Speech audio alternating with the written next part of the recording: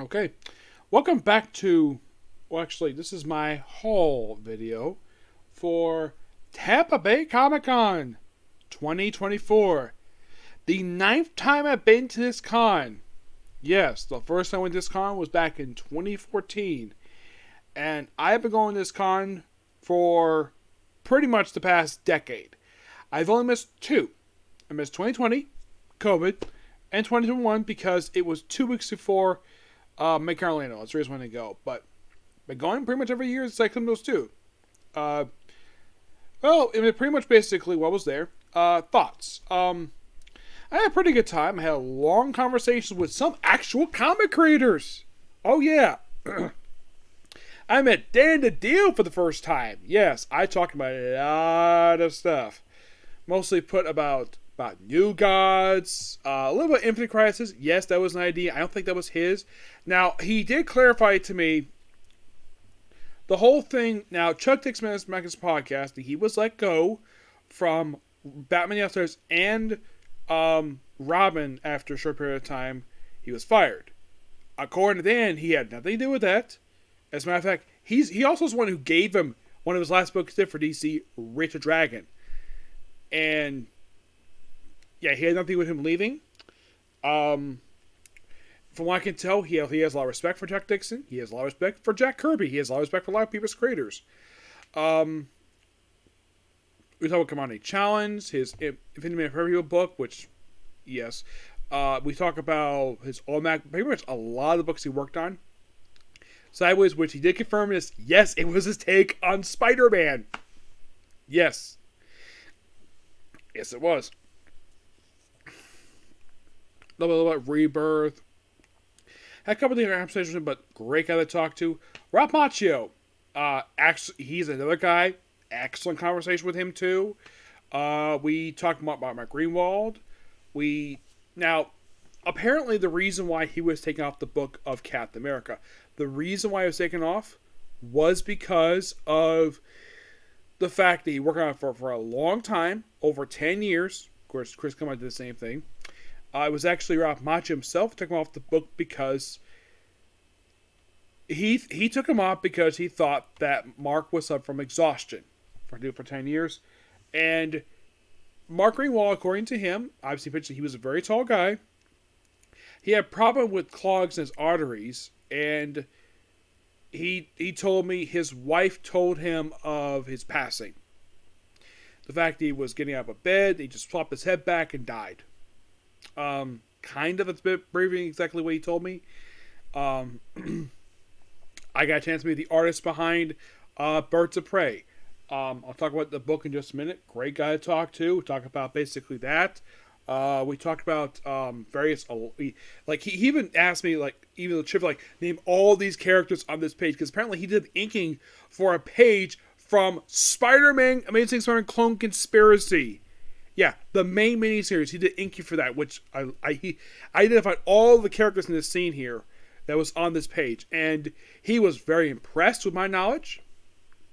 Let's see. Yeah, he was a great guy I talked to. I talked to David Vanes. We talked about Batman. We talked about Mace Windu. The fact that little nod about Samuel L. Jackson, where the fact that his lightsaber on set said "Mother Effer." Yes, and he just laughed at that. Yes, he just loved that. Yeah, and I was just like, what if basically put out a comic and had close up of his lightsaber? Or actually, he's like, that would have been an excellent idea to do. Yes. One of the things I did do while I was there, they actually had the last Blockbuster experience, which was in Oregon. That's the only one left. And I got a bag to prove it. I got a chance to wear the famous vest. I wore that while I was there. It had, like, actual, like, believe it or not, let's see if I can find it here. Here we go. Yes, we had, I took actual photos of inside of what an actual, like, those of you who remember, Blockbuster, yeah, this is what they look like. Yes, I remember this very well. The various cards, thank you. Okay, here we go. Yeah. This is an actual Blockbuster sign for one of the stores. They find these like in storage, and apparently the one in Oregon is still active after all this time. Mm-hmm.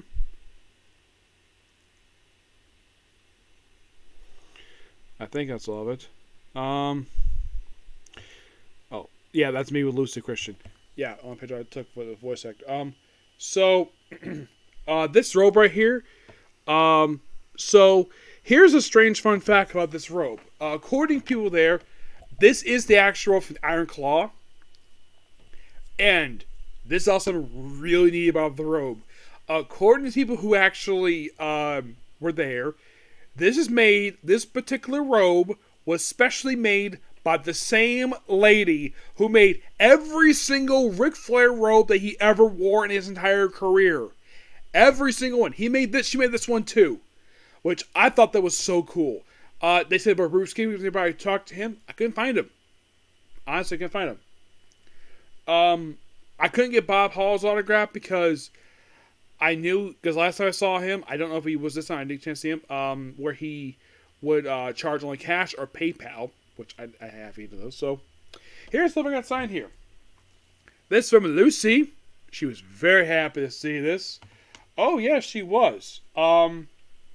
She absolutely loved working on the series. And this is another series she worked on, which I got tied up, of course, on this one. Are those curious? Lucy played that character right there. Yep, she played her. Look it up for the series. This one, Todd, that's not the character. Now, I've been built basically like this one here. Like the entire voice cast, this one. Yeah, even both Todd and Lucy agree there should be a season 2 of this one, not making the spinoff. Yeah, they agree about that. Lucy says that in the case of Farmer Life, yes, she had a blast working on it. And I recommended to her a couple series. One was, I told her about the fact that my friends and I are streaming Soul Eater. That's Summer Crowns Slime. We're technically working on Slime Days right now. JoJo's Avengers and Banshee Streamer. The Banshee Streamer, she was actually very happy with streaming that one. Mm-hmm. Yep. Great to see Lucy again. 4th time I've seen her. I said hi to her. I don't know if she remembers me very well, but this actually was also the first time I did not bring my Ochaku plush with me. She loved my shirt. Todd loved my shirt too. I wore it specifically for him, but they both love it. Now, these books in particular, I bought these books 4 for $20. I got Contagion, Witchblade, Book 1. Yeah, the first book of the new trade book series. I actually own for this one volumes 2 and 8. I also got Superior Spider-Man. This is from Crystal's Engagement. Actually, second volume. I actually had reviewed the first trade. I saw this. I figured out why not get it. I reviewed the first trade ready for this one. Why not? I thought it was a slot. No, this is Crystal's Engagement's run. And I have been looking for this book for a long time, and now I finally found it. And finally, I got The Invisible Girl. Invisible Woman by Mark Waid. Yeah, so we'll review the features or about that. This here, I got this signed by Dan DiDio. He was very happy. He told me he absolutely really enjoyed this one shot. It was awesome. This one here, Creature Commandos. I got this signed by Pat Broderick. Yes. The guy, he smiled when he saw this. Dan smiled when he saw this one too. This one, John Dell, he absolutely smiled when I brought him this. It was like so much memories, like all nostalgia of... Oh, and here's something interesting though. He told me this, and I gotta bring this up. He mentioned this to me. There's this yellow car that Black Canary drives in the book.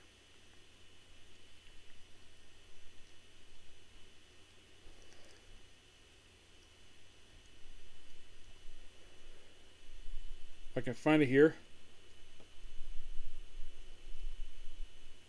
Yes, there's a yellow car that she drives in the book that actually belongs to an actual artist. At least it's based upon, anyways. Where is it here? Yeah, John Dell basically loved it. It's like so much nostalgia with this one. Yeah, and I told him that the reason why that Diana had to change her outfit, which he does agree with, this is definitely true. that the reason why that she had to replace her tire because she just had her solo worker canceled after a very short period of time, so they gave her a new tire. There's a yellow car. If I can find it here. Here it is. This very car, according to John Dell, this is based on a car that Gary Frank drives. Yes, Gary Frank, an artist. I'm like, that is so cool. This got signed by Ralph Macchio. He signed right there. And he was very appreciative that I brought them a sign. As a matter of fact, he was the first person who got the sign. And then it was Dan, then John. This one here, I got the sign by David Baines. Right there. And, yeah. Good stuff here. I thoroughly enjoyed this. Yeah. And also with this particular con, I'm done for the year. No more cons. I'm tap out. I'm done.